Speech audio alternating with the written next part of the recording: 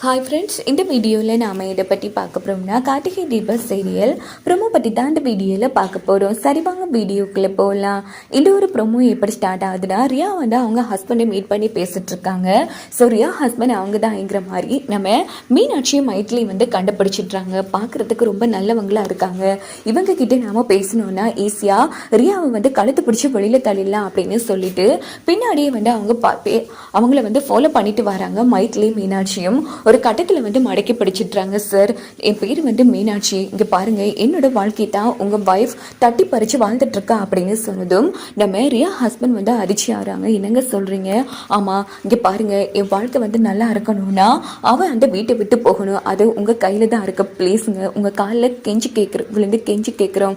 நீங்கள் தான் எப்படியாச்சும் வீட்டுக்கு வந்து ரியா பற்றிய உண்மைகளை எல்லார்கிட்டையும் எடுத்து சொல்லணும் அப்படின்னு சொன்னதும் ரியா ஹஸ்பண்ட் வந்து ஜோதிச்சுட்டு இருக்காங்க. ஏன்னா ரியா மிரட்டிருப்பாங்க, எக்காரணத்தை கொண்டும் தயவு செய்து என்னோட லைஃப்ல மட்டும் வந்துடாத. நீ இங்க பாருங்க, அவ இப்ப கூட என்ன கோவில்ல மீட் பண்ணி பேசிட்டு இருந்தா.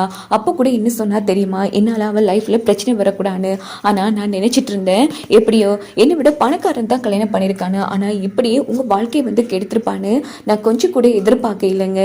இங்க பாருங்க, என்னால முடிஞ்ச உதவியை கண்டிப்பா நான் பண்றேன் அப்படின்னு சொன்னதும் மீனாட்சி மைட்லயே ரொம்ப சந்தோஷப்படுறாங்க. இந்த விஷயத்த வந்து தீபா கிட்ட சொன்னதும் தீபாவும் சந்தோஷப்படுறாங்க. அப்போ நேராக தீபா வந்து கார்த்திக்கிட்டே சொல்கிறாங்க. என்ன தீபா சொல்கிறீங்க? அன்னைக்கு கூட அவர் என்னை பார்க்க வரேன்னு சொன்னார், ஆனால் கடைசி வரைக்கும் வரவே இல்லை.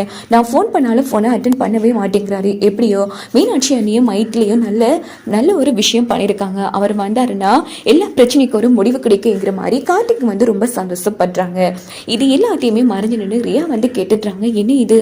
அப்போ நான் நம்ம கோவிலில் மீட் பண்ணி பேசினதுக்கு அப்புறமா இவங்க எல்லாருமே பேசியிருக்காங்க. ஸோ இது சரிப்பட்டு வராது. கண்டிப்பாக அவன் ஏதாச்சும் நம்ம வாழ்க்கையை கெடுக்கிறதுக்கு பண்ணுவான் அப்படின்னு சொல்லிட்டு ரியா வந்து அவங்க ஹஸ்பண்டுக்கு ஃபோன் அடிக்கிறாங்க. இங்கே பாரு, என்னை பற்றிய ரகசியத்தெல்லாம் சொல்றதுக்கு வீட்டுக்கு வர போறியாமே. இங்கே பாரு, உன்னை 2 பொம்பளைங்க வந்து பேசினாங்களே, அவங்க இங்கே பேசிட்டு இருக்கிறத நான் ஒட்டி நின்று கேட்டுட்டேன். இங்கே பாரு, மறுபடியும் சொல்றேன், என் லைஃப்ல நீ வந்தா அவ்வளோதானா, மனுஷியாவே நடந்துக்க மாட்டேன் அப்படின்னு பயங்கரமா மிரட்டி தட்டிட்டு இருக்காங்க ரியா. சரி ரியா, உன்னோட வழிக்கே வார, நீயும் நல்ல பணக்காரனா பார்த்து செட்டில் ஆயிட்டேன். ஸோ என்னோட வாழ்க்கை என்ன ஆகுறது? இப்போ என் வாழ்க்கை கேள்விக்குறியா நின்றுட்டு இருக்கு.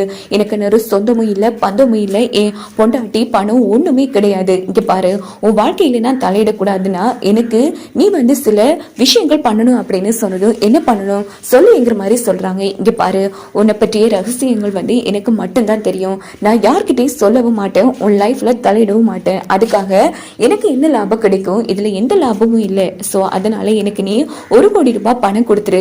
கண்டிப்பா நான் இந்த ஊரை விட்டே போயிடுறேன். அதுக்கப்புறமா என்னால உனக்கு எந்த இடைச்சலும் இருக்காது அப்படின்னு சொன்னதும் ரியா வந்து அதிர்ச்சியாகிறாங்க. இங்க பாரு, புத்திசாலித்தனமா பேசுறேன்னு நினைப்புல முட்டத்தனமா பேசிட்டு இருக்காரு.